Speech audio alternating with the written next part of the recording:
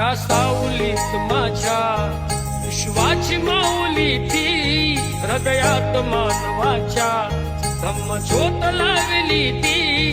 जग जिंकून झाले ते मित्र गौतमाचे, पिंपळाच्या पानावर पाहिले चित्र गौतमाचे. पंचशील बुद्धविहार येथे श्रामणेर प्रशिक्षण शिबिर उत्साहात संपन्न. जय भीम जनहित न्यूज लाईव्हमध्ये आपलं सहर्ष स्वागत. भारतीय बौद्ध महासभा नांदेड दक्षिणच्या वतीने पंचशील बुद्धविहार हडको नांदेड येथील बुद्धविहारामध्ये पूज्य भंते महावीरो महाथेरो पूज्य भंते बोधिधम्मो यांच्या मार्गदर्शनाखाली श्रामणेर प्रशिक्षण शिबिर उत्साहात संपन्न झाले.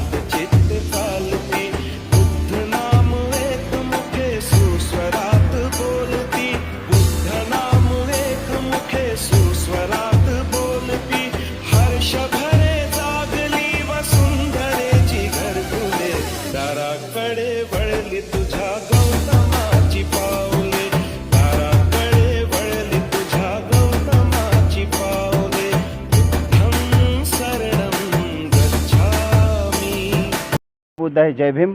मी ॲडव्होकेट गंगाधर ढगे या संस्थेचा जिल्हा शहर शाखा दक्षिण नांदेड याचा सरचिटणीस आहे. आणि हे शिबिर भारतीय बौद्ध महासभा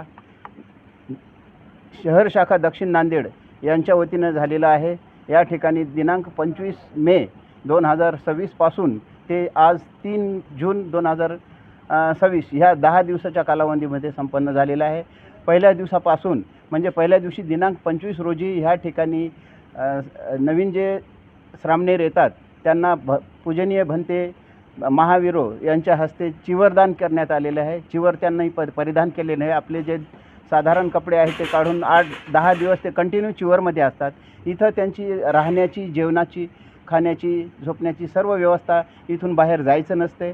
10 दिवस कंटिन्यू त्यांनी इथंच श्रामणेर जीवन जगायचं आहे. म्हणजे बाह्य जगापासून त्यांचा संपर्क अक्षरशः तुटलेला असतो. त्यांनी घरदार, आई वडील, पत्नी, मुलं हे सगळे सोडून इथं 10 दिवस वास्तव्य केलेलं असते. आणि त्यांच्या सेवेसाठी ह्या पंचशील बुद्धविहाराची सर्व टीम अगदी तत्परपणे ह्या त्यांच्या सकाळचा नाश्ता सकाळी नाश्ता 7:30 वाजता असतो. दुपारचं जेवण 11:30च्या नंतर 11:30 ते 12च्या दरम्यान असतं. त्याच्यानंतर संध्याकाळी जेवण नसतं त्यांना. 2च वेळ, सकाळी नाश्ता आणि दुपारचं जेवण. त्यानंतर संध्याकाळी फक्त फलाहार असतो. फळं त्यांनी खायचे आणि इथं आराम करायचा. कारण प्रत्येकानं जीवनामध्ये एक ना एक दिवस म्हणजे काही दिवस श्रामणेर जीवन जगलं पाहिजे. सांसारिक आपल्या जीवनापासून अलिप्त राहून एक श्रामणेर प्रकारचं जीवन जगलं पाहिजे. त्याचाच एक भाग म्हणून भारतीय बौद्ध महासभा ही 24 प्रकारचे शिबिर घेते. त्यापैकीचे हे श्रामणेर शिबिर ह्या ठिकाणी 10 दिवसीय श्रामणेर शिबिर आयोजित करण्यात आलेलं होतं.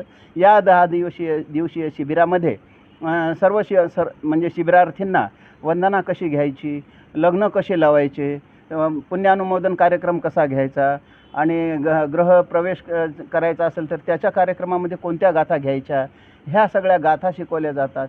कोणत्या वेळी बौद्धांनी कोणत्या वेळी कोणते कार्यक्रम घ्यायचे, गृहप्रवेश असेल, जन्म झाल्यानंतर, बाळाचा जन्म झाल्यानंतरचा त्याचा पहिला दिवस, अन्नग्रहणचा दिवस असेल, शाळा प्रवेश दिवस असेल आणि अंत्यविधीचा कशा प्रकारे करायची, हे सगळे जे गाथा असतात त्या शिकवल्या जातात. केंद्रीय शिक्षक त्यांना ते शिकवतात. अशा प्रकारे हे 10 दिवसामध्ये बौद्ध जीवन पद्धती कशी असावी आणि कशा प्रकारे त्यांनी जीवन व्यतीत करावं हे 10 दिवसामध्ये त्यांना शिकवलं जातं. आणि ह्यापुढे ह्या ठिकाणी एकूण 37 जे श्रामणेर बसलेले होते त्यापैकी 2-3 इथं व्यक्त केलं की आम्हाला वाटतं की हे चिवर आम्ही काढूच नाही. आणि अशा प्रकारे ह्या 37 लोकांपैकी 1-2 जरी भंते जीवन निर्माण झाले किंवा भंते म्हणून जर उत्पन्न झाले तर ते समाजासाठी फार मोठं हिताचं आहे. कारण जग हे आता अशांत झालेलं आहे. सगळीकडे युद्धाचे सावट आहेत आणि जगाला बुद्धाची गरज आहे, शांततेची गरज आहे. त्या मार्गानं जाणं गरजेचं आहे. आणि त्यामुळं मी असं यापुढे आव्हान करतो समाजाला की समाजामधून असे भिक्खू तयार झाले पाहिजे. भिक्खूची उत्पत्ती किंवा भिक्खूची निर्मिती ही ह्या श्रामणेर शिबिरामार्फतच होत असते. शिबिरामध्ये बसलेले जे श्रामणेर आहेत मग त्यांनी पुढे त्यांना वाटलं की बाबा आपण गृहस्थी जीवनात पुन्हा जाऊ नये तर ते जात नाहीत, चिवर कायमचं धारण करतात. अशा प्रकारे हे शिबिर 10 दिवस सकाळपासून संध्याकाळपर्यंत त्यांचे कार्यक्रम असतात. त्यांना शिकवण दिली जाते. केंद्रीय शिक्षक त्यांना फारच महत्त्वाचं शिक्षण देतात. कोणत्या गाथा केव्हा घ्यायच्या, कोणत्या गाथा कशा घ्यायच्या, हे सगळं शिक्षण त्यांना दिलं जातं. महाकारुणी तथागत भगवान गौतम बुद्ध, परमपूज्य बोधिसत्व डॉक्टर बाबासाहेब आंबेडकर या आदर्श महामानवांना त्रिवार वंदन. दी बुद्धिस्ट सोसायटी ऑफ इंडिया अर्थात भारतीय बौद्ध महासभा या संस्थेचे दुसरे अध्यक्ष, चैत्यभूमीचे शिल्पकार, बौद्धाचार्याचे जनक सूर्यपुत्र भैयासाहेब आंबेडकर यांच्या कार्याला, कर्तृत्वाला त्रिवार वंदन. तमाम बौद्धांच्या राजमाता करुणासागर, ममतासागर, महाउपासिका मीराताई आंबेडकर यांच्या 47 वर्षाच्या धम्म प्रचाराला आणि प्रसाराला त्रिवार वंदन. संस्थेचे राष्ट्रीय सल्लागार आदरणीय बाळासाहेब तथा प्रकाश आंबेडकर, संस्थेचे राष्ट्रीय कार्याध्यक्ष आदरणीय भीमराव यशवंतजी आंबेडकर आणि सरसेनानी आनंदराज आंबेडकर यांच्या कार्याला सुद्धा त्रिवार वंदन. जे आपले चॅनल आहे यांनासुद्धा सविनय जय भीम.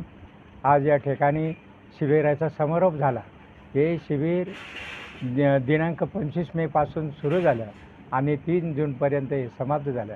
या शिबिरामध्ये मी मुंबईवरून आमचे प्रशिक्षण विभागाचे प्रमुख यशस वानखडे यांनी माझी या ठिकाणी नियुक्ती केली आणि मी 25 तारखेला सकाळी या ठिकाणी हजर झालो. सकाळी संध्याकाळी सर्व शिबिरार्थीची नाव नोंदणी करण्यात आली आणि त्यांना चिवर परिधान करण्यात आलं.